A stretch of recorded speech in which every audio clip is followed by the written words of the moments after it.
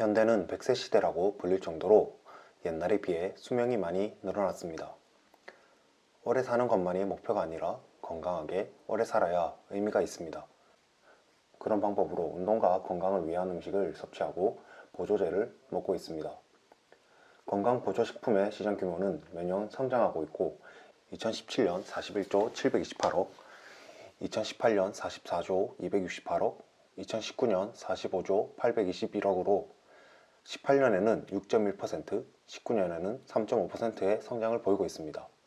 가장 많이 섭취되는 것은 홍삼, 비타민, 프로바이오틱스입니다. 2019년 홍삼이 기준 15조, 비타민과 프로바이오틱스는 6조 원의 시장 규모를 나타냅니다. 그 중에 비타민C는 가장 많이 알려지고 섭취가 가장 많습니다. 비타민은 이전에 알려드린 것처럼 지용성과 수용성 비타민으로 구분됩니다. 비타민C는 물에 녹는 수용성 비타민이며 식물과 대부분의 동물에서 체내에서 필요한 만큼 생산합니다. 하지만 인간과 원숭이와 같은 영장류에게는 자체적인 생산 능력이 없어 식품으로서 섭취해야 하는 필수 영양소입니다. 과일과 채소를 많이 섭취하면 크게 결핍증을 발견하기 어렵지만 15세기에서 18세기 유럽의 신대륙을 찾아 나서는 대항해 시대에 항해를 시작하면서 바다에서만 생활하던 선원들은 비타민이 풍부한 과일과 채소의 섭취가 부족했습니다. 비타민의 부족은 다양한 결핍증을 발생시키지만 비타민C의 경우는 괴혈병을 발생시킵니다.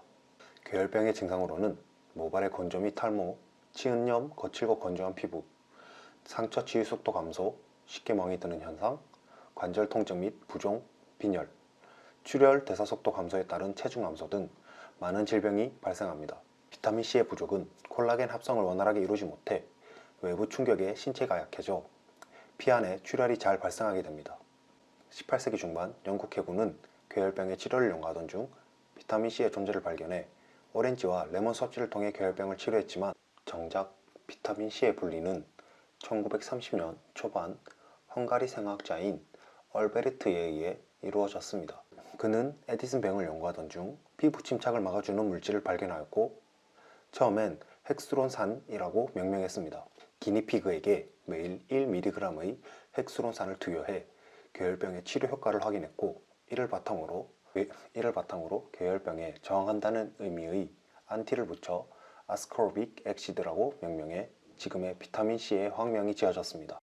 얼베르트는 자신이 발견한 비타민C와 푸마르산의 촉매작용에 대해 연구해 노벨 생리의학상을 1937년 수상했습니다. 비타민C의 화학구조는 환원형과 산화형으로 두 종류가 존재합니다. 환원형은 우리가 알고 있는 아스코르브산이며 산화형은 디하이드로 아스코르브산입니다. 신체는 스트레스를 받거나 대사활동을 통해 라디칼이라고 하는 활성산소 ROS를 생산하게 됩니다. 활성산소는 쉽게 말하면 불안정한 산소 분자로 생체 내에서 조직들을 공격하고 세포를 손상시키게 됩니다. 손상을 받으면 피부 노화, 암 등 만성질환의 근본적인 원인으로 지적되기도 합니다. 이 활성산소를 제거하는 물질들을 항산화제라고 하는데 항산화제는 활성산소에 수소를 붙여 환원시키며 자신이 산화가 됩니다. 환원된 활성산소를 H2O, 물로서 무해한 물질로 바뀌어 체내에서 배출되게 됩니다.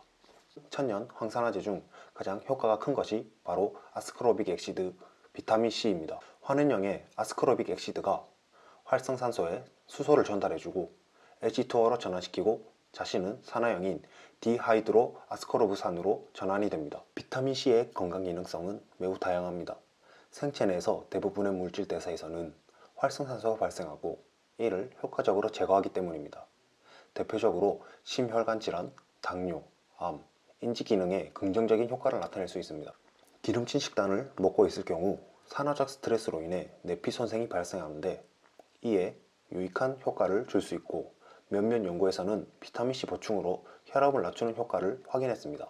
2010년 한국영양학회에서는 성인의 권장 섭취량을 1일 100mg에서 상한 섭취량은 2000mg으로 권장하며 어린이와 임산부의 경우 10과 35mg을 더 섭취하는 것을 권장합니다. 비타민C는 부작용이 없는 것으로도 유명합니다. 수용성 비타민이라 체내에서 배설되는 독성을 나타내기 힘들기 때문입니다. 다만 산성의 물질이기 때문에 다량으로 섭취할 경우 구토와 복부팽만, 복통이 유발될 수는 있습니다. 부작용이 없다 보니 최근에는 메가도즈라는 섭취법이 유명해지기도 했습니다. 1일 최대 권장량이 2000mg인데 이를 넘어서 6000mg 혹은 그 이상을 주기적으로 섭취하는 방법이 등장하기도 했습니다.